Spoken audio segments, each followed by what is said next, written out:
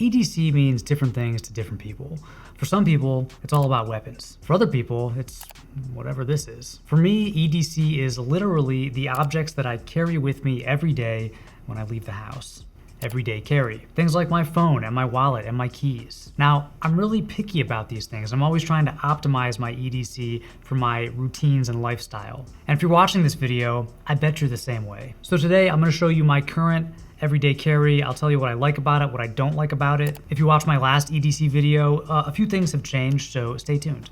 Really quick, thank you to my friends at Nomos Glashuta for sponsoring this video. I have owned, borrowed, and admired watches from this award-winning German brand for the last several years, and I'm excited to show you one of their most interesting and complicated pieces later in this video. First, let's talk about arguably the most important part of your everyday carry, the phone. So I am still using the iPhone 13 mini. To be honest, this phone seems a lot like the last 2 or 3 iPhones I've had. No major improvements. I know that the camera is better on the larger Pro models, but I really prefer the compact size of the mini. It's just easier to hold in the hand and it takes up less space in my pockets. The case is from Nomad. It's made of Horween leather out of the Chicago tannery in the USA.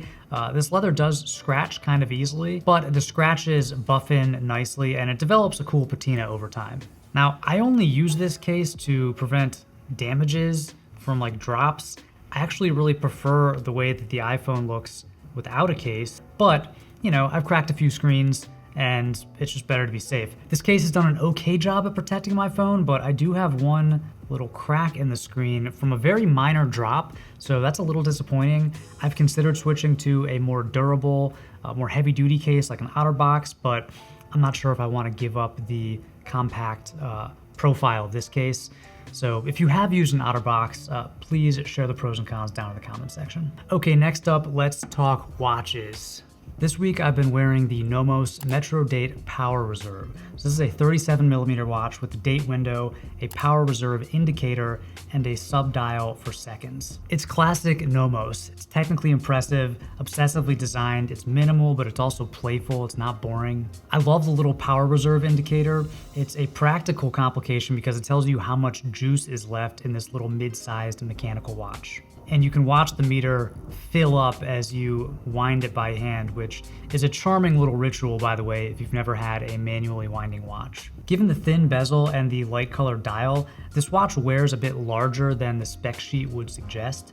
I think it'll look great on pretty much any wrist, including mine, which is about 6.3 inches around. If you want something even lower profile, Nomos recently released the Metro 33 in silver, muted red, and my personal favorite, sage. This manually wound watch is just 7.5 millimeters tall, so that's the thickness of the case. So it wears very lightly, almost like a bracelet on the wrist, especially on this cool gray velvety strap. The pops of yellow, the domed sapphire crystal, the rounded lugs, it all comes together for a very unique, eye-catching piece that's very low profile, but is still gonna turn some heads. When you see these watches in person, you can tell just how much time and energy and manpower went into designing and manufacturing them.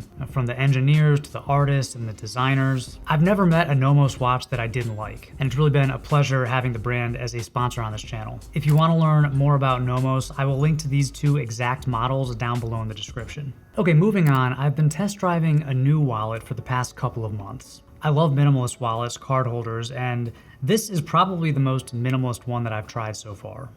It might even be lower profile than my Anton Calder card holder, which has been my go-to wallet for the past few years. This one is from Grams 28, a Hong Kong-based leather goods brand that's focused on luxury tier bags and phone cases and small accessories. This is their card holder in a dark blue Napa leather, and it has just 3 compartments, 2 for cards, and then this middle slot for cash. What I like to do is I keep 3 cards in this main slot, another 2 or 3 cards in this secondary slot, and then in the middle here, I just keep folded cash. This card holder has an interesting design. Sometimes leather wallets and card holders get stretched out over time, and then your cards start slipping out. This one uses a hidden elastic panel inside, so it stretches to accommodate more cards, but then it goes back to its original tightness and your cards don't slip out. It's working very well right now. We'll see how it maintains its shape after a few more months. I would say my only gripe with this, and it's a small one, is that it can be hard to get like a middle card out, but this is sort of the case with any card holder that has this design where you're keeping multiple cards in the same slot, so I don't really mind. It's not that big of a deal. If you have any wallet brands or wallet suggestions that I should try out, please let me know down in the comment section. Okay, let's talk about keys. Keys are the most annoying part of my everyday carry setup because I have too many of them. You know, I own an old 1950s house that has multiple doors with different locks, so I have a lot of keys just for the house. I carry 2 keys for my office. I have this key tag for my kids' daycare, and then we have 2 cars, each with a bulky fob. Now, I've tried every type of key organizer out there. Before using this one, I was using a carabiner that I would just hook to my pants that had belt loops. I actually like that setup a lot. The problem is my pants don't always have belt loops. So if I'm wearing like joggers or gym shorts or something, the carabiner doesn't really work. So I recently started testing the key bar, which has this little clamp that can hook on to like a pocket or your waistband. And then to avoid carrying 2 fobs, I use this little S-biner from Night Eyes, and it's very small, but it does lock, so your stuff is safe from falling out. And then I can kind of just take what I need. So it's a modular setup. If I don't need my car at all, I can just take my keys here. Or usually what I do is if I'm switching cars, I'll just switch out the fob for the other car. And that way I never have to carry 2 fobs at the same time. I usually carry this hooked on to my pocket, and that kind of suspends the fob and this little tag inside my pocket, so it makes it a little more comfortable to carry. Given the unavoidable bulk of keys, at least for my lifestyle, this is a pretty good setup. It's not perfect, but it's decent. It'd be nice if we just didn't have to have this, if we could just use our phones instead of fobs and even instead of keys, but we're just not there yet. Okay, other than a watch, I wear a couple of just very small pieces of jewelry every day. One is my wedding ring, which is a platinum 4mm slightly curved band, very simple. And then the other one is this little, I think it's a 2mm rope chain silver bracelet from Beyonce. Of course, the ring comes off for workouts, and actually at night I take it off and I wear an Oura ring just to make sure that my sleep was in fact garbage. Okay, next up, AirPods. I pretty much always have these on me now more so than ever. I'm just spending a lot of time these days doing things where my hands are occupied, but my mind is free. You know, washing dishes, working out, jiggling a baby. So I listen to a lot of podcasts and audiobooks these days. If you're curious, I've been enjoying the First Law series by Joe Abercrombie, and it's a great listen for anybody who enjoyed Game of Thrones. Anyway, these AirPods Pro are totally worth the upgrade over the regular AirPods, just for the transparency mode, the haptic buttons. They're fantastic. I often wear just one at a time, and I love that each AirPod has a microphone, so even if I just have my left one in, I can still take phone calls. Unlike my original AirPods, these Pros seem to have a pretty strong battery life even after, I think, like 2 years of use. I know that there are plenty of earbuds with better audio quality, but these work really well with the rest of my Apple products, and you know, I'll take decent audio quality and really good functionality any day. Now I have these in a Nomad leather case, which matches the phone. And to be honest, I don't really know why I have this case on the AirPods. I guess it's just to match or something, but I like, you know, what Apple did with the AirPods case. I think it's pretty nice, feels durable enough, and it's low profile.